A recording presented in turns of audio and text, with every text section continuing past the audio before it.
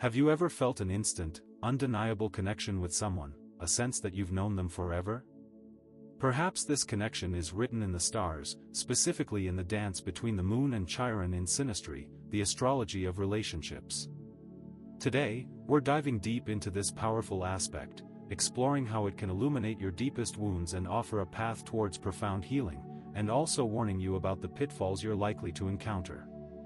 So, buckle up as we explore the intricacies of Moon conjunct Chiron Synastry and discover how to navigate its complexities for a more fulfilling connection. The Moon conjunct Chiron in Synastry signifies a deeply emotional bond where individuals are undeniably drawn together to heal each other's most profound wounds. Imagine it as two puzzle pieces, each with a jagged edge that perfectly fits the other, representing vulnerabilities and traumas. The Moon person, representing emotional needs and intuition, often feels an instant, almost magnetic connection with the Chiron person, who embodies the archetype of the wounded healer. It's as if their souls recognize each other's pain, sparking an immediate sense of empathy and understanding. Think of a scenario where someone with Moon in Cancer conjunct Chiron in Cancer. This person might find themselves instinctively nurturing and caring for someone who has experienced significant emotional neglect in childhood. They immediately want to fill the void. On the other hand, someone with Moon in Scorpio conjunct Chiron in Scorpio might find themselves intensely drawn to someone who has experienced deep betrayals, sensing their hidden pain and desiring to help them transform it. Mutual healing is a cornerstone of Moon Chiron Synastry. The Chiron person's vulnerability allows the Moon person to express their nurturing and empathetic qualities, while the Moon person's acceptance provides a safe space for the Chiron person to confront their wounds. Picture this: the Moon person offering unwavering support and understanding as the Chiron person navigates therapy, or the Chiron person sharing their own healing journey, inspiring the Moon person to address their own emotional baggage. Now here's where it gets interesting. Specific Moon-Chiron aspects, such as the conjunction, square, and trine, can trigger different types of growth. The conjunction amplifies the connection, intensifying both the pain and the potential for healing. The square creates tension and challenges, forcing both individuals to confront their wounds head-on.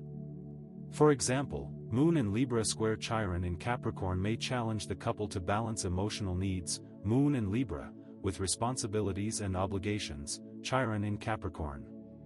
This could lead to conflicts around fairness and power dynamics, but can also motivate them to develop better communication skills and compromise. The trine, on the other hand, offers a smoother, more harmonious flow of energy, facilitating easier access to healing and understanding. Imagine a Moon in Pisces trine Chiron in Cancer.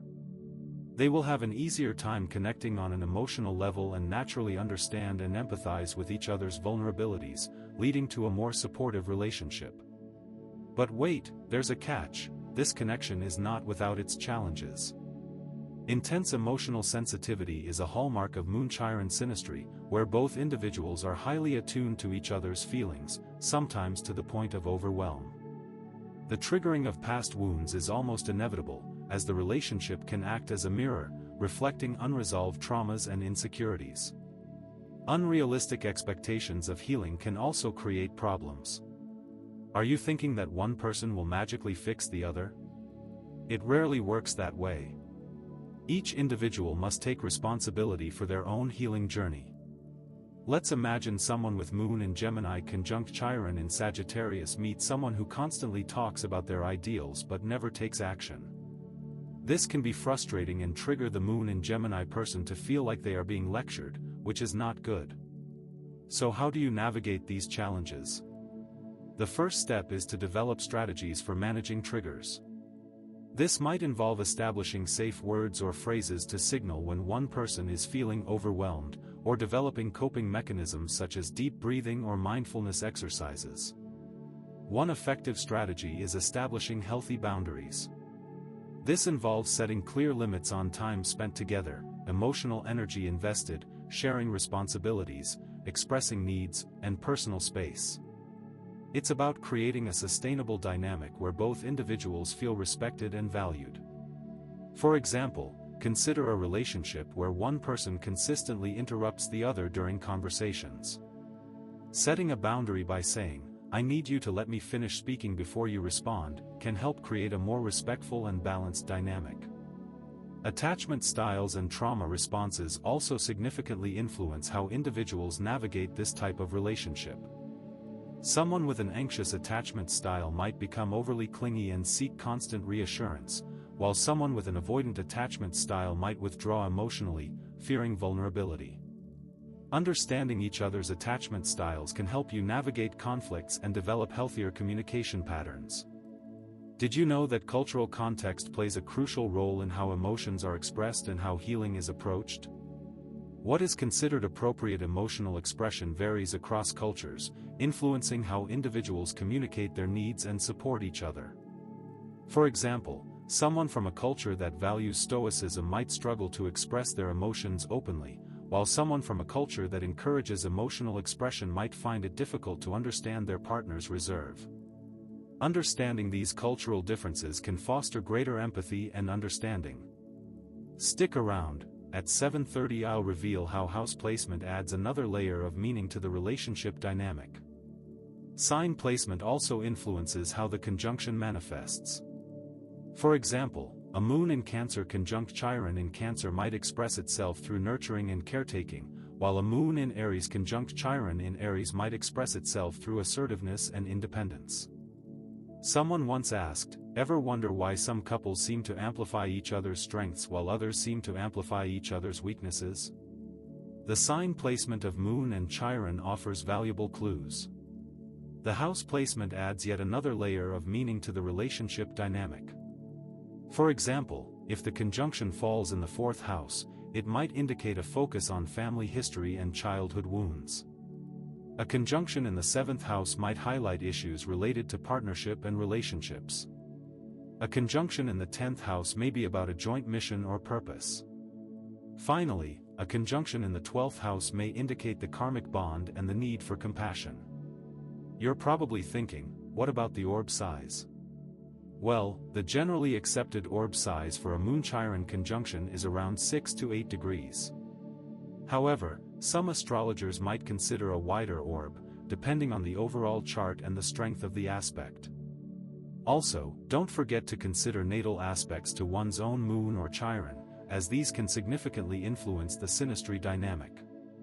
Someone with a natal Moon-Saturn square might project their fears of abandonment onto their partner, triggering feelings of insecurity and anxiety.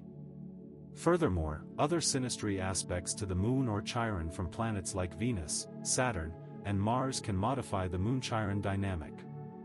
Venus might add romance and affection, while Saturn might add responsibility and commitment.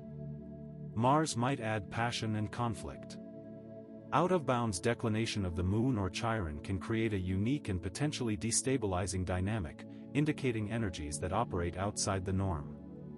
Assessing the composite chart is essential to understand the relationship as its own entity, revealing the overall themes and challenges that the couple will face together. Effective communication is key to navigating the complexities of Moon-Chiron synastry. Techniques such as "I feel" statements, active listening, nonviolent communication, NVC, and compassionate inquiry can help foster empathy and understanding. "I feel frustrated when you interrupt me" is a much more effective way to communicate than "you always interrupt me." Trauma-informed approaches are also crucial, involving recognizing and responding to trauma triggers with empathy and understanding. Individual work, such as therapy or self-help resources, is vital for each person to address their own wounds independently. It's not your partner's job to fix you, and it's not your job to fix your partner. Each person must take responsibility for their own healing journey. You can, however, support each other's healing by being a non-judgmental witness and offering encouragement. If Chiron isn't conjunct the Moon, other aspects, such as the square, trine, or opposition, can create different dynamics, each with its own unique challenges and opportunities. Transits and progressions involving Chiron and the Moon can act as triggers or catalysts, bringing unresolved issues to the surface or accelerating the healing process. Remember, healing isn't linear. Old wounds may resurface or present themselves in different ways as the relationship matures. Overall chart compatibility also affects the Moon-Chiron conjunction, influencing how easily the couple can navigate challenges and support each other's growth. Other celestial bodies, such as Ceres, Juno, and Psyche, can highlight certain themes related to nurturing, commitment, and soul connection. Finally, retrograde motion of the Moon or Chiron can influence the expression of the conjunction's energies, creating a more internalized or delayed effect. In conclusion, Moon-Chiron synastry represents a powerful connection with the potential for profound healing, but also intense challenges. Navigating this dynamic requires awareness, compassion, and a commitment to individual and mutual growth. By understanding the complexities of this aspect, you can cultivate a healthier, more fulfilling relationship. So, embrace the opportunity for healing and growth, and remember that even the deepest wounds can be transformed into sources of strength and wisdom. If you found this video insightful and want to learn more about astrology and relationships, make sure to subscribe to my channel.